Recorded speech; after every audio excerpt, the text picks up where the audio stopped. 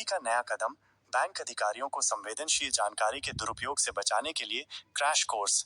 भारतीय प्रतिभूति और विनिमय बोर्ड सेबी शेयर बाजार में सूचीबद्ध बैंकों के उच्च अधिकारियों एग्जीक्यूटिव्स के लिए एक महत्वपूर्ण पहल करने जा रहा है। सेबी जल्द ही इन अधिकारियों के लिए एक विशेष क्रैश कोर्स शुरू कर सकता है। इस कोर्स में प्रबंध निदेशक, एमडी, मुख्य कार्यकारी अधिकारी, सीईओ, अनुपालन अधिकारी, कंप्लायंस ऑफिसर्स और स्वतंत्र निदेशक, इंडिपेंडेंट डायरेक्टर्स शामिल होंगे।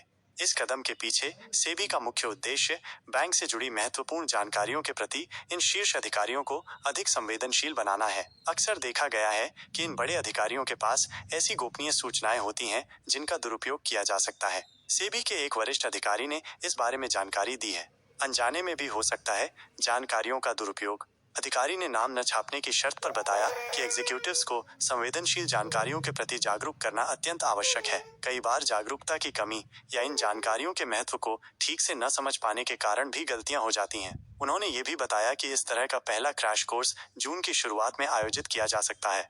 हाल के कुछ ऐसे मामलों के सामने आने के बाद सेबी ने यह फैसला लिया है जिनमें यह पाया गया कि अंदरूनी व्यापार, इनसाइडर ट्रेडिंग के लिए संवेदनशील जानकारियों का गलत इस्तेमाल किया गया। एक अन्य सूत्र ने बताया कि बैंक अधिकारियों के पास न केवल अपने बैंक से संबंधित महत्वपूर्ण सूचनाएं होती हैं, बल्कि उनके पास तीसरी पार्टियों से जुड़ी गोपनीय जानकारी भी होती है। बड़े ऋणों की मंजूरी, ऋण पुनर्भुगतान, ऋण निपटान और दिवाला कार्यवाही सीओसी प्रोसाइडिंग से संबंधित जानकारी इसके कुछ उदाहरण हैं। इन जानकारियों का बैंक या तीसरी पार्टी के शेयरों पर सीधा प्रभाव पड़ सकता है। इनसाइडर ट्रेडिंग से कीमतों में आती है अचानक तेजी या गिरावट।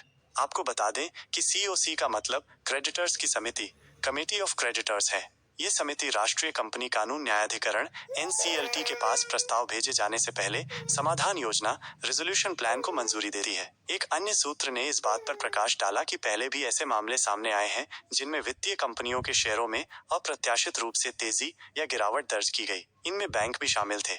एक्सचेंज को नियामक प्रतिबंधों, रेगुलेटरी रिस्ट्रिक्शन या उनमें ढील की जानकारी सार्वजनिक होने से पहले ही शेयरों में तेज उतार चढ़ाव देखने को मिला।